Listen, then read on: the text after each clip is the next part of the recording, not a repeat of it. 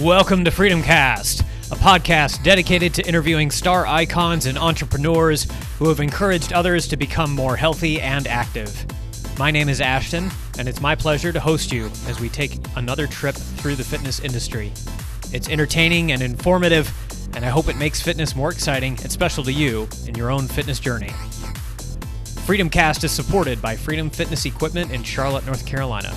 Freedom Fitness Equipment serves the health and fitness community nationwide, from free weights and strength equipment for home gyms and studios to cardio and conditioning equipment for commercial spaces. Check them out at freedomfitnessequipment.com. Let's get rolling with today's show. Hey guys, so we're here with Kim from Barbell Rescue. He's been blowing up all over the internet. He's got a device that I think is super fancy and nifty. It allows you to clamp over a bar and essentially clean the barbell entirely without scrubbing it down and potentially missing a bunch of spots. So it's a really cool innovation. He's gotten a lot of traction on social media, and he's here to talk about that as well as some of his background. So welcome, Kim. Thanks for joining. All right, thank you. Thank you for having me. Absolutely. So I am really curious because I really haven't seen anything like this before. So what was the impetus for creating a barbell cleaner? Sure. I could say that this was never anything that I said, when I was a child, that I was going to wake up and be like, I'm going to invent a barbell cleaning brush. It came out of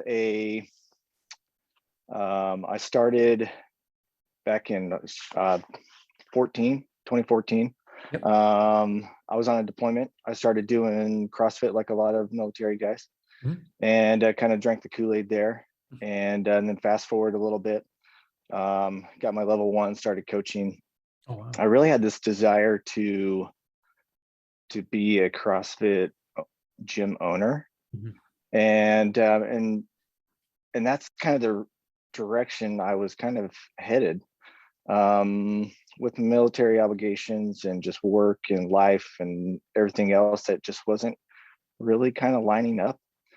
And so I thought, well, if I can't join him right now, I mean, I had, easily a half a dozen friends that were all CrossFit gym owners, and they were all great people. And I was like, I want to join them. But like I said, it just wasn't lining up. So I thought, well, maybe there's a way that I can try to just help them in general and go that route. And started looking around the gym, and it was like this weird series of questions where I said, well, what's a crappy job within the gym that owners, coaches, they all hate? And the owner at the time that I was coaching for, he always complained about cleaning barbells and just the maintenance day. And so anyway, I started kind of going down that rabbit hole and looking. I had never cleaned a barbell before. And anyway, I started looking at it. I was like, okay, that job definitely sucks. I started trying to figure out how everybody did it, and went on Google, YouTube, any sort of thing that I could figure out about trying to clean a barbell or how do they do it. And then one day the light bulb just kind of went off where it said, wait, why are we cleaning a round object with a flat brush? Like, this doesn't make any sense. Yeah. And so then more searching, kind of that market research, if you will. And there was nothing out there. I would get on the internet daily and was just like every sort of word combination that I could look for. Yeah. And nothing was coming up. Wow. And so as nothing was there, so this was probably back in 2017-ish. So I've been toying with this for a while now. Wow. So there was nothing out there. And so then it was like, okay, well, I mean, this was all new to me. In my life in the military, I'm a nurse by trade. So like I spent the last 9 years as an operating room nurse in the Air Force. And then prior to that, just traditional nursing. And then before that was even like as a surgery tech when I first enlisted. Yep. So I've spent the last 20 years just in the medical world. So any sort of like small business product invention. I had no clue what I was doing. And so it was just kind of asking these questions and kind of just going down the rabbit hole. But anyway, so I was trying to figure out how to, well, I guess I need a concept. I need some sort of prototype, and more than just, on a piece of paper, drawing out some designs or whatnot. And they look like kindergarten designs. If I ever found that, if I knew where that notebook was at, I would be embarrassed to show anybody. But yeah, so as I was going online and looking up different brushes, I found something that was kind of a flexible brush, but it was more for like really small ropes, like for boats or rock climbing. And I thought, well, that would be it. I thought that was kind of the end of the story. And but when I got them, the shapes were a little goofy, and they weren't big enough. And so then I kind of cut those up and cut up some PVC in the house that I had laying around the garage. That was too big. It was kind of became this like Goldilocks, like that's too big, that's too small. Like, where am I at here? And then one day I'm like, like looking through the cupboards for who knows what. And I look at this water bottle and I go, hey, that looks pretty good. That might be the right size. So I took, I'm like, we got a million water bottles in the house. Like, we're not going to miss this one. Oh, wow. And took it to the table saw and then cut it up, threw a bunch of duct tape on it. And actually, I had put a picture on. No way. Online of what the first one was. Wow. But anyway, so it was, all right, we got our hinge, it wraps. It was supposed to have this like little locking mechanism to hold on to the bar. But that kind of became this, like, that was going to be too complicated. It's going to have the removable inserts. And anyway, so that's what I went. This is where it kind of all started. And I was like, okay, I think we got something.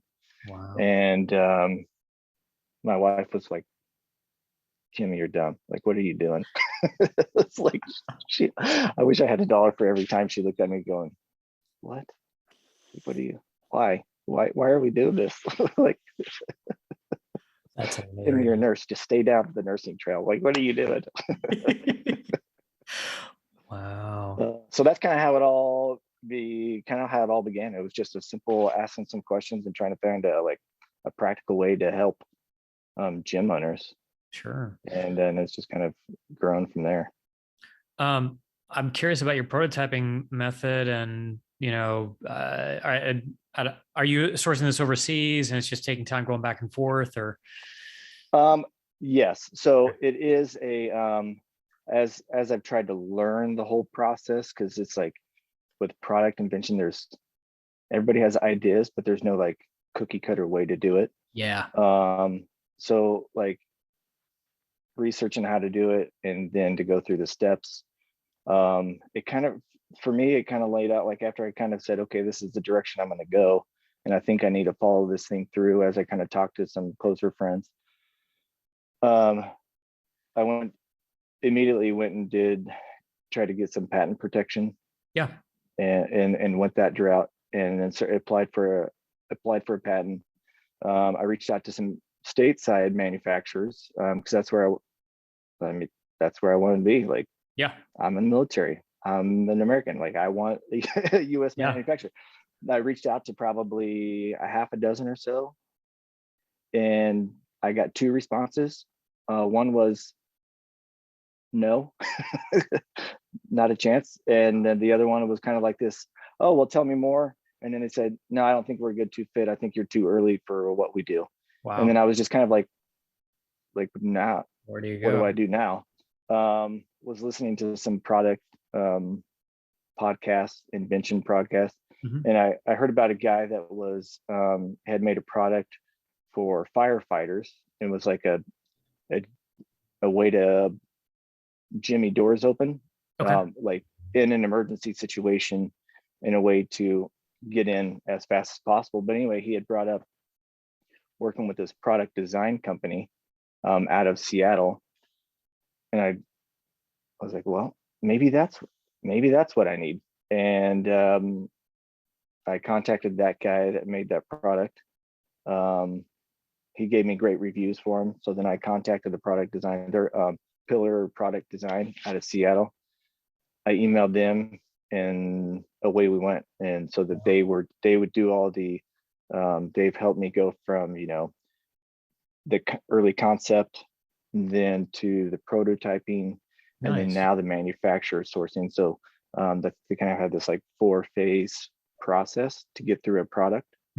And so once we got to the manufacturing side of the house, all of his connections, or a lot of his connections, especially in plastic injection molding,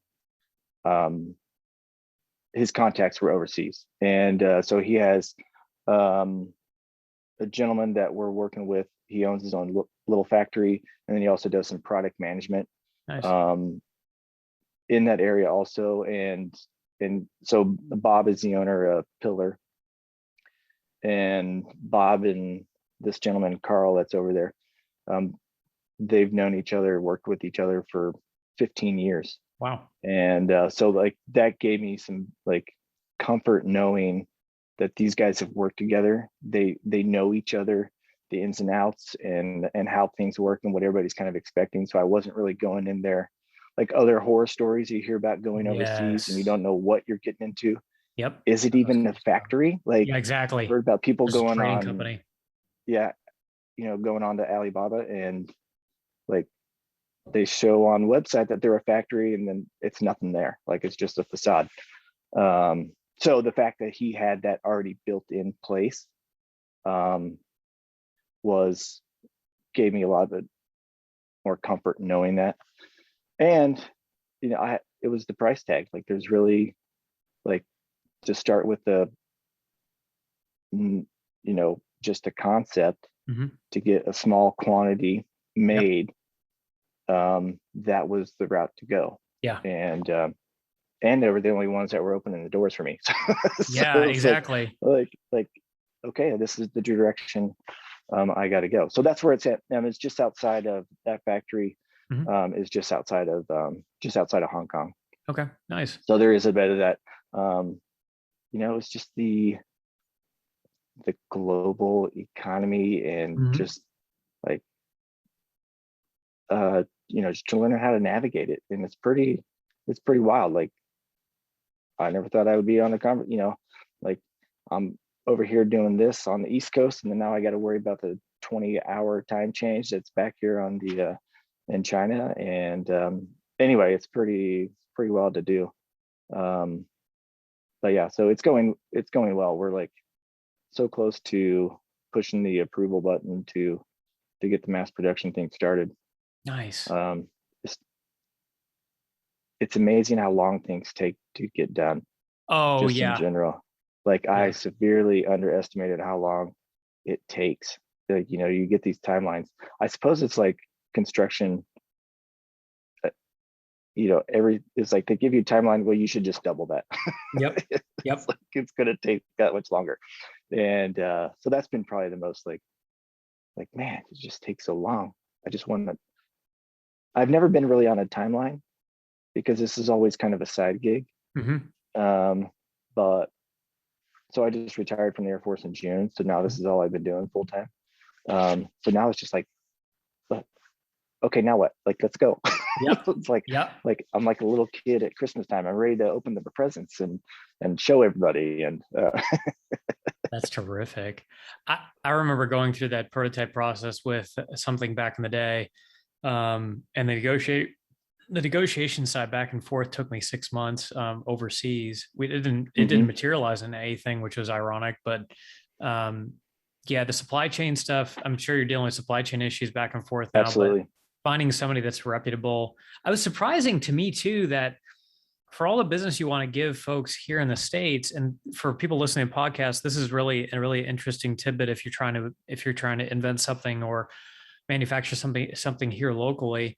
A lot of the manufacturers will just slam the door in your face if you're not an established presence, which is super weird because they started from exactly the same position. And I found, you know, there's a handful of companies that'll work with you, but especially if you're working with small quantities like Kim's talking about, the guys in the United States just don't want to deal with you. It's just crazy. And then China, which is, half a league away, half a country, several countries away, is like, oh yeah, no, 10, that's fine. No big deal. Yeah, that's exactly. So I remember, some of the stories I was hearing, it was like, I was going to need, I was going to need to order a minimum of say 10,000 units. Yeah. With a guaranteed reorder within a year or two of 10 more thousand units. And I was like, I don't even know if I'm going to sell 50 right now, let alone 20, like buy 20,000 of them. No kidding. And so this company's been good where I can at least get my foot in the door, and then we can kind of expand and see how it goes. And, it's kind of like a lower barrier of entry. I've met someone else online that actually kind of had the opposite, where she started overseas, but then was having some troubles there. I can't remember the whole story, but anyway, she started having some troubles there, and then actually brought it back to the States and was actually able to do it cheaper. And so I don't know if it just has to do with her product and how she was manufacturing them. Maybe she just, I can't remember, maybe she just knew the right person, because it's so much network and who's kind of who knows who, that goes into the play there. So she's had like the opposite. It's like overseas was awful, but stateside has been great. And I'm like, well, how do you do that? It could just be the way that the product is made, and I'm okay with that. Like until we can figure out a way to do it, and if I can move it overseas, I will. But right now, Carl's been great overseas, and what they've been pumping out and showing us, with our samples. Like I love it. Like it's phenomenal. It's phenomenal what they've been able to do. Well, and it's not such a bad thing too, because if you've got, if you eventually want to do international distribution, I mean, having a location overseas, and maybe even if you develop one in the United States, it's going to allow you to distribute from more areas at a better rate. So the product that you have is compact enough to, it seems it can be shipped pretty much anywhere, which is kind of nice instead of something big and bulky. Yeah, really, it's the size of a Coke can. Like it's really not much bigger than that. Yeah, it's nice and efficient. So from a lifting perspective, so you said you were in CrossFit. Have you transitioned out of that? Are you still doing that? What's your fitness background? Yeah, so as far as CrossFit goes, like it was a good run for probably about, I'd say 5 years. It was kind of like during the middle of starting this, maybe about a year and a half into this, where I had coached for a couple of years, but then I was kind of I had some injuries that were nagging, and more life in general, kind of this whole process of just being active duty military and then getting ready to retire. So there's like a lot of this, like a whole transition period, and trying to figure out what life is going to be outside of the institution. And anyway, and so then like with all that kind of in there, then I kind of took a step back, and I did a couple sprint triathlons for a while, for one summer. Wow. I'm here in Alaska, and so our summers, you really, it's only about 3 months. Okay. And so like trying to train for some triathlons is kind of wild. But anyway, so I did that for a year, and when I moved up here, I started hunting. I had never done that before, and met some friends. And anyway, so now there's kind of this, I've been training off and on for more the mountain, like backcountry kind of hunting. Yeah. And so I've been trying to kind of train for some of that. More back injuries that have been part of my life forever, it seems like. So I'm always trying to do something. CrossFit kept me the most entertained for a long time. But I think it just has but CrossFit got me to where like, okay, let's go hike around the mountain. And not to say that I've gone, on a 10-day excursion hiking 20 miles a day. I'm not even close to doing that.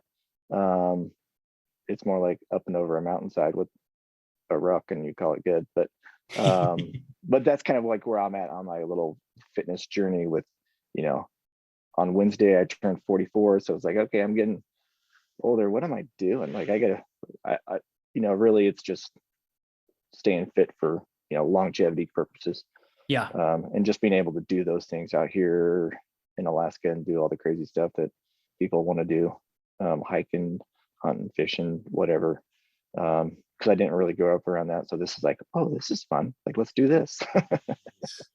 Where are you from originally? Born and raised in Kansas. Okay. And then was there until I was 23. My wife and I met at the junior college, and we got married, and then I joined the Air Force, and then we bounced around in the military for the next 20 years it was Colorado, New Mexico, Oklahoma, Texas, and then here. So it was kind of like we were trapped in the middle of the United States for a while, and then we got up here, and then now we're gonna stay here for a while. Oh, nice. Okay, so especially with Alaska was a retiring. choice. Okay, gotcha. Yeah, absolutely. Nice. Yeah, it's from the little that I've seen and heard is beautiful up there. I think it's phenomenal. Obviously there's a time in a season where it's like freezing frigid cold and that's right now. yeah, I can imagine. Yeah. We've been running in the negatives for like the last week. It's it's silly. That's insane. So because CrossFit will put, especially the older you get, to me, CrossFit, unlike hiking and that kind of thing, like really puts a pounding on your joints just because of the HIIT style training. It's, to me, I always advise people like moving away from that kind of stuff and doing more basic weightlifting movements. I don't think I would ever say that I'm against it, because that's ideally like that's where this brush came from, and I love the community. And as far as like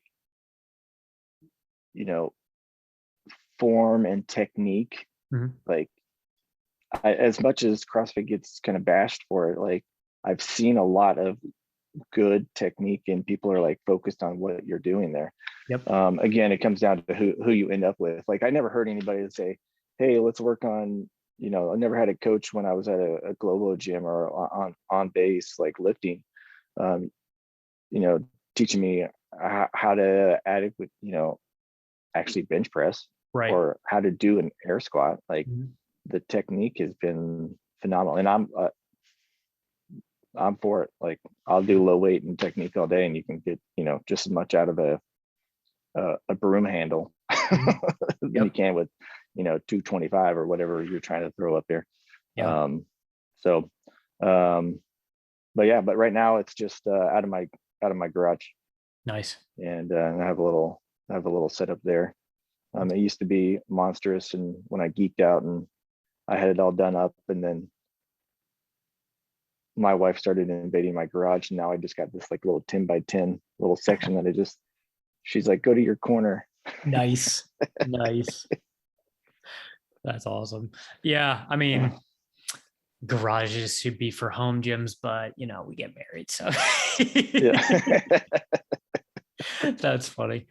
Well, that's awesome. So it sounds like it's been quite a process over the 3 years to get that prototype and everything built, and then you had the background to get it done. At what point did you start seeing at what point did you get on social, and at what point did you guys start taking off and people started noticing that this is really cool? Sure. So I put up a Facebook page probably late last year sometime, maybe around this time last year. I don't quite remember, but I didn't do anything. I just kind of set it up. I personally only had a Facebook page because I didn't really want to be on social media. Yep. And so I just had that more to, just like a lot of people, just to keep in contact with friends and family that have been throughout the military, and that route. And so I put up a Facebook page. Then back in December, I've always had a couple websites, URLs that I had purchased along the way, and was just kind of sitting on those until the time being. And then I think I'd looked, it was back in April is when I made the first post on Instagram. And then that was something. So I have a a business partner that's out of Tampa Bay. His name is Sammy. Him and I were in the military together back in 2005, 2006. And he's actually one of the next, although my wife doesn't do it anymore, like those two were like the two biggest reasons that I even tried to do CrossFit. Yeah. And so Sammy's always been there in my corner kind of thing. And then I asked him, I don't know, probably a year ago, I said, hey, Sammy, I was like, would you like to be my second set of eyeballs, my business partner, advisor? I can offer you nothing at this point. Nice. But maybe the chance to go through this process. And he was like, dude, let's do it. And and he's got a pretty good Instagram page. And so he's like, okay, so we need to get on social media and let's go. And so I was like, okay, ready, set, go. Nice. And so that was in April is when we started that. And then really trying to just put out the feelers there and to say, hey, this is what's coming. This is kind of where we're at. And this to just kind of help kind of build some of that brand awareness and to go from there. And then I just feed everything else from Instagram over to Facebook. As far as, if I remember right, you found us through TikTok, is that right? Yes, you had a video that blew up, I think 1.2 million views or something like that. Yeah, so TikTok came along maybe a month and a half ago, maybe. Yeah. Somewhere around there. So I have a business coach, and he was like, you need to look at getting onto TikTok and at least try to figure out what's going on. Of course, I had seen it and I'm like, Instagram's overwhelming enough. And I'm like, I don't even know what to put on this thing. And he's like, just get on it and just start practicing. I was like, okay. So I kind of made this goal of, let me just try to do one video a week and just to start messing with the filters and all that jazz. Well, I made one, nothing really happened to it. I think I had like maybe 3 followers, a couple buddies from Instagram and like my wife.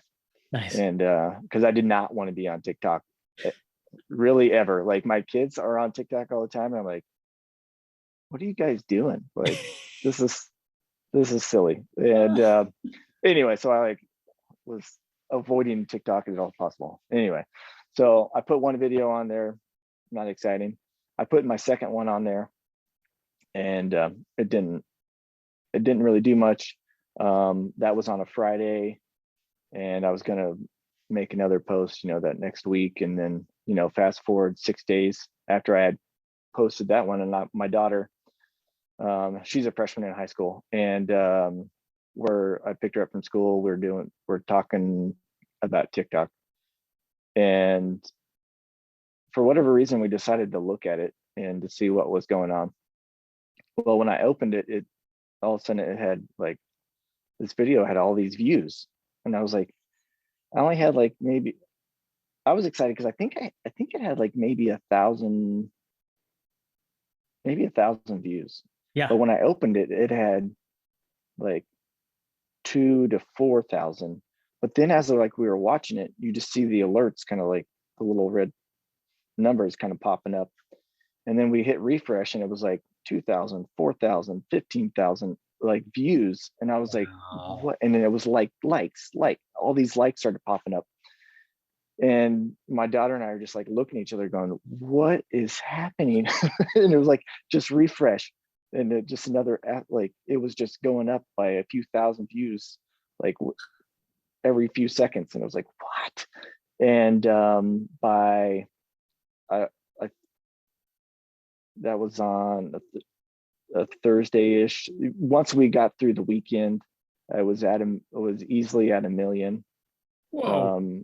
And I think that was the span of like maybe 3 or 4 days. I think by Sunday night, I think is when we hit 1 million views. I don't know how many likes were on it at that point. Dang. But then the number of followers was like I had like maybe 20 that Thursday. And then next thing you know, it's like a few hundred, and then 1,000. I was like, what? I was like, the comments were hilarious. Like, like, especially on the first video, because there's some like filters, and it's like, this ad is stupid. Like, why would you use these filters for this product?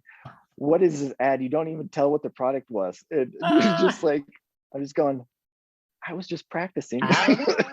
like, I'm just a middle-aged dad that has no reason to be on TikTok. That's funny. Oh my goodness. And I was like, I told, I don't know how many people, I'm like, I think somebody in TikTok land just woke up one day, flipped the switch in my favor, and it took off. And then and I was like, this is crazy. That's wild. Yeah. So in that video, and it still gets views and likes, and it's still going. It's like a little over 2 million views or something like that now, and it's wild. Like, if I post a new video, that one starts getting more traction again. Wow. Wow. It's weird. It's wild. That's yeah, it's like, I don't even know. TikTok is one of those things where you'll post like you said, just a low effort video or something where you're just kind of experimenting. You don't intend for it to pop off, and then it explodes. Whereas if you spend all this time and effort on a video, sometimes it does absolutely nothing. Yeah, that's exactly right. And so that's something I kind of like try to remind myself. I'm like, okay, what did I do on that one? And it's, you didn't do anything. No. Like, you just put some still shots and whatever the background was, the sound was. Yep. And so then it's like, okay, I gotta have it right. Well, maybe not. Maybe I don't need it that right.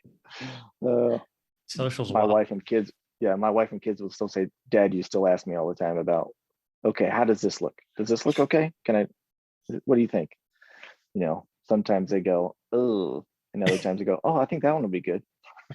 Nice. Most of the time it's, are you really going to do that? Nice. And I know you mentioned you're debating back and forth about putting your face on camera. Are you always kind of wanting the product to be first and front and center, or do you actually eventually want to be there? It's always been the product.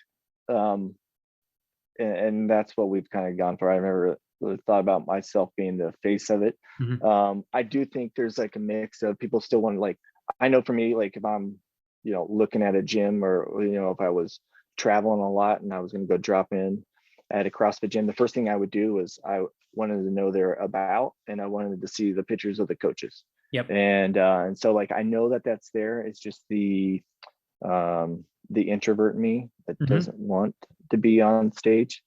And so that's still something I'm still kind of, I guess, fighting myself with. Yep. And like, it's okay, it's not okay. Like, my wife was like, don't go on camera with that face, because the mustache, the long hair, that was not here, 6 months ago when I retired.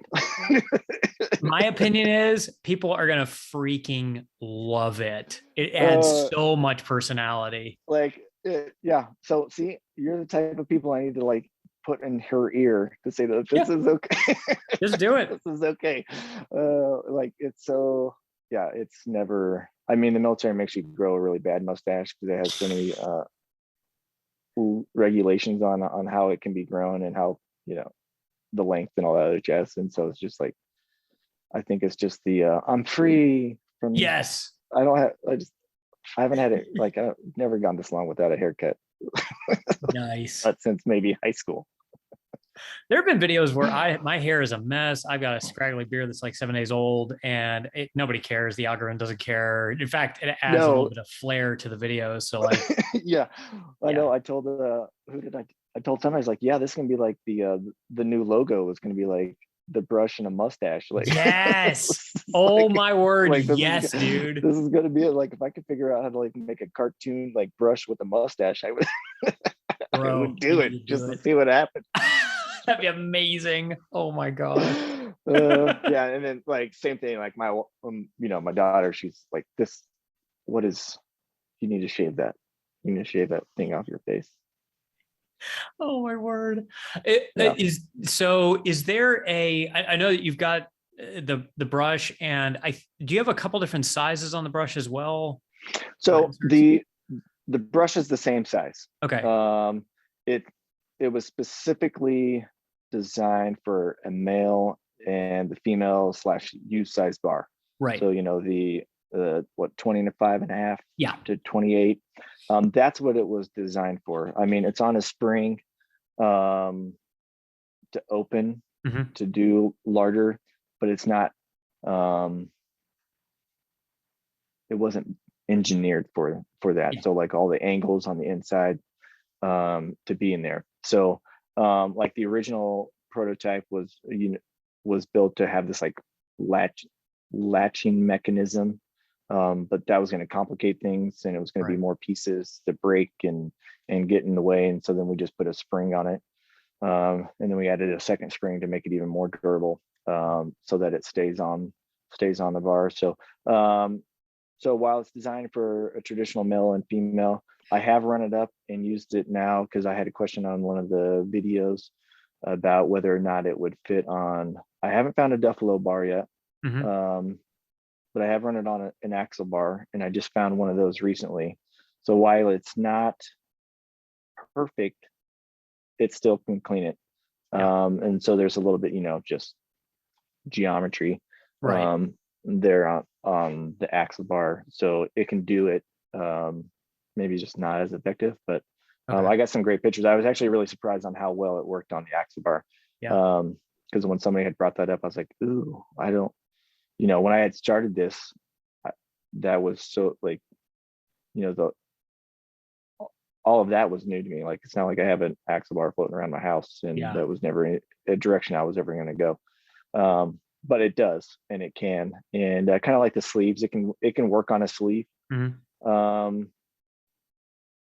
Instead of having 6 rows of bristle contact, it's more like 4. So it can work on that. That's amazing. And are there any plans? I know this is probably really early to be asking this, but do you have other either versions of this or other ideas around cleaning products that are in the same vein that you're working on? Yeah, initially it was just the brush, and let's see, and the idea and the plan moving forward is to start with the nylon, and then we'll work to a steel, and then brass insert as well. And so those are kind of like the next 3. As far as other, like, if you're talking cleaning products, I would love to figure out a way, or maybe to put it like some sort of barbell maintenance, like cleaning kit together. Whether that's a solution, and maybe a couple different types of the brushes, the inserts, and to go that direction. I would love to try to figure that one out.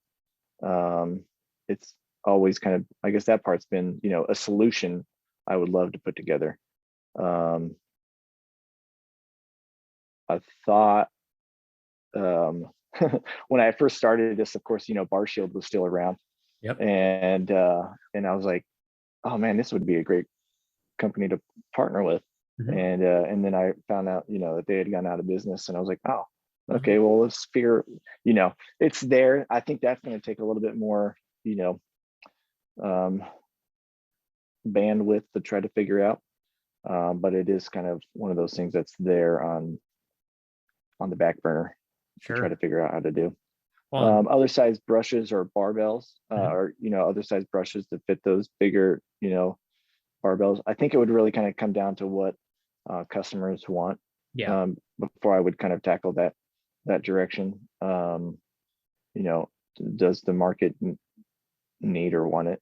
And then maybe we'd go that route. So that's where that is as far as other products go. It's amazing. Like, I've had quite a few people come up to me already, and oh, hey, have you thought about this? Hey, it's amazing how many people come up with ideas for you. Now, once you Yes. start it, once you get started, it's like, okay, I'm going to write that one down and I'm Yep. going to tuck that away. I'm going to tuck that away. It's the execution though that's the hard part, is you're finding out. So like you're the one doing all the hard work. It is. I'd always heard about bigger companies, like that they don't want to tackle some of those products or the new stuff, just because of how hard it is to. And Yeah. maybe those of us that are newbies or individuals were just naive enough to go after it and try to tackle it. Hey, maybe so. Yeah, we're oh, well, I don't know what I don't know, so let's go. Yeah. Yep. Absolutely. Well, this product, I mean, it seems like it has, a lot of versatility and flexibility in the design. So I'm sure the versions you come out with will be really appealing. I think, as you were talking, I was like, this to me seems like a perfect item for mass distribution, like Walmart, right next to all the other fitness supply stuff, because again, of how compact that profile is. But it's like right next to, okay, instead of all the cleaning brushes that you have, or maybe they don't even have cleaning supplies, you just stick that right next to all the bars that they sell in stores. I think it would just be the sweetest thing, because nobody's got to think twice about throwing that into their cart. And grabbing that. So I'm sure at some point your distribution is going to look really nice with just how you've designed that. I think that's the perfect profile. Thank you. We as far as some whether it's being on a shelf, in saying a Walmart or something like that, like we're trying to pitch it that that this is the premium product for barbell cleaning. Well, there's other options out there. Like this is it. This is the fancy one. And because I didn't want to put together some little chintzy gimmick, and try to be some sort of fly by night, just trying to make a couple bucks and then be done. Like there's been when I when I hear like people on Shark Tank and they talk about all the time and energy that they put into it, like I want this to be it. Like when somebody says that they want to clean their barbell, like this is the best way. As far as the other options, I guess more on the product side, okay, we got nylon steel and then maybe brass downline, just different color schemes. Like we have one color scheme, but then to make it where, like, hey, this CrossFit gym is red and black colors. This one is, yellow and purple. Like let's start, and then we can kind of like dial it in specific to somebody's, their favorite colors or their brand or anything like that. So there's ideas for that to kind of make it more custom, because right now it's the blue on the black, and I love the color scheme. Maybe it's the Air Force guy. Maybe it's the Air Force guy in me. Oh, that's what I wanted to ask you is, sorry, going back to your personal life with the Air Force, were the back issues a result of paratrooping? Oh, no. So, no. So, Air Force, I've been medical the whole time. Okay. Oh, right. And I'm sorry. And I think it's just a longevity of on your feet all the time, and probably some, prior to learning how to lift, not lifting correctly. Gotcha. I think that's where all that kind of stems from. Hours and hours and hours on your feet, just nursing world, surgery world, and all that. So I know. Well, I know. I've never jumped out of a plane. I really don't have a desire to. Heights, no thanks. I have a buddy of mine who's got multiple back injuries just specifically from that, like keeps on. Oh yeah. Back. So it's Yeah. No joke. Yeah. Those airborne guys, like they're crazy. Yeah. No, they really are. They really are. Well, that's awesome. So, are you said, I think in one of your posts, if I'm getting this right, you're open for pre-orders. Are those still open or is that closed this time? Yeah. Pre-orders are still open. Okay. They're going to remain open for the time being. Okay. I don't have an end date on it. Mhm. It was so I had originally did not plan on doing pre-orders. Okay. I just didn't want to take anybody's money before I had a product in hand. Yeah. But then with the social media exposure, then it kind of became this, well, maybe I'm going to need to open the pre-order so that I make sure that I have enough based off my small batch.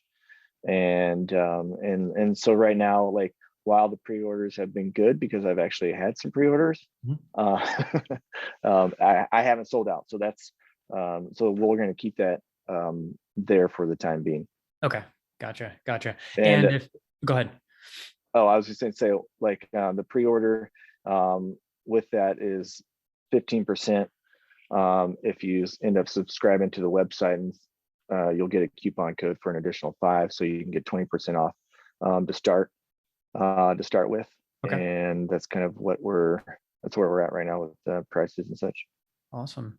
And where can people go to find Barbell Rescue and do a pre-order? Sure. So website is just barbellrescue.com. That's the only place. I don't have a shop set up on Instagram or Facebook or anything like that. So that's the one place to do the pre-orders. Everything is linked as far as all the social media. Facebook is Barbell Rescue, TikTok is Barbell Rescue, and then Instagram is Barbell Rescue 1. Okay. I think similar to like what you have for Yes. your Instagram. I'm curious if the same thing happened to you. So did somebody hack it or did Instagram shut it down? I think this is my theory, is that somebody grabbed it when I bought the website. Oh, I bought the URL. Yep. Because I went on to Instagram, like I had bought the URL, and then I went on to Instagram, and then it was already taken. And actually, somebody already uses. It's just empty. No followers. No nothing. It's zeros across the board. But then they link in the bio. They have my website, and so it says Barbell Rescue, and then it has www.barbellrescue.com. And then nothing else, and it's just been sitting there dormant. And I tried to fight it with Facebook and Instagram, going back and forth with emails, with the trademark, kind of like trademark infringement. Because once I do, like, it's been like the term Barbell Rescue has been trademark approved. I just got to sell a brush in commerce for it to be a registered trademark. But anyway, so I've tried to fight that with Facebook and Instagram to say, hey, I don't know what these people are doing. As far as I know, they're infringing on me. But they always kept on coming back and saying, oh, we don't have enough information. I'd send them screenshot after screenshot that I owned everything that has to do with Barbell Rescue. Wow. Not enough information. So I let that one go. And so I'm just going to wait until I have enough. Gotcha. Interesting. Yeah. It's been a while. Ours was a Instagram ban that we weren't actually able to appeal because I was sending individual messages to people doing some free giveaways. And I guess I sent one too many. And at the time, I had no idea that was even a thing. And it just completely shut down, and I've never gotten it back since. I've tried, but interesting. Yeah, thankfully it's not going, as far as I know, it's not anybody else on nobody else's account. Like nobody else has Freedom Fitness equipment. So, that's good, but still it was a huge pain in the ass. We at the time had, several hundred followers, which for us was huge. And now I'm just like, now I don't care, but like whatever.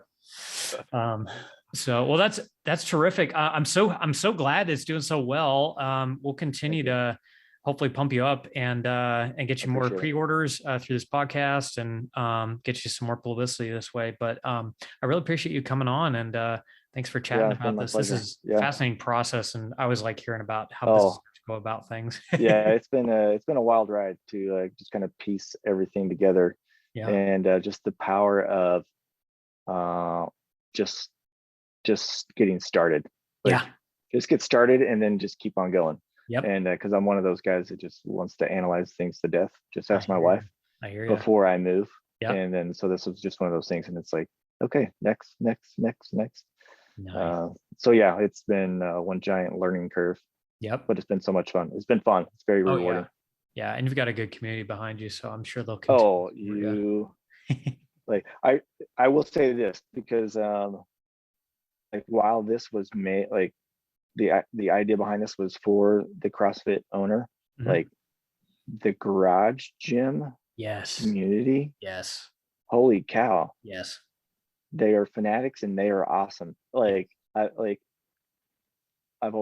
always made fun of my kids for having social media friends, Yeah. and I'm like, that's just somebody, like, that you don't even know them. And but anyway, like, now that I'm on it, I'm like, I've met some like phenomenal people Yeah. on social media.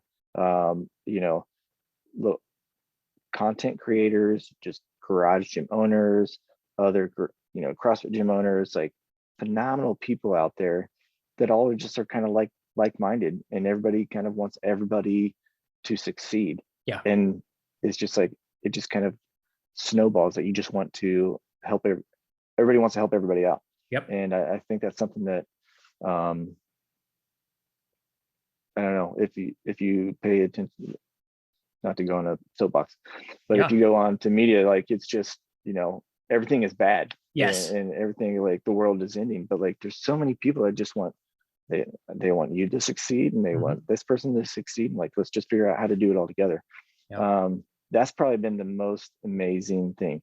Or if you're like, if I've had a question, like, I reach out to somebody else that has a I just listened to the plate snacks, your Oh yeah. second episode. Yep. And I don't know how many conversations I've had with him on, just DM and back and forth on Instagram, because he has a very niche product. Yeah. And I'm like, well, let's, and just asking him questions on, he ran a special the other day, or a giveaway, and it was like, how did you set this up?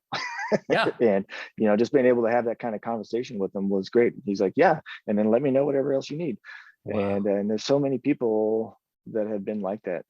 Grapito, Grit Stick, they've been awesome. They're just like, I was like, wow, this is what more people need, is just the support from everybody. It's awesome.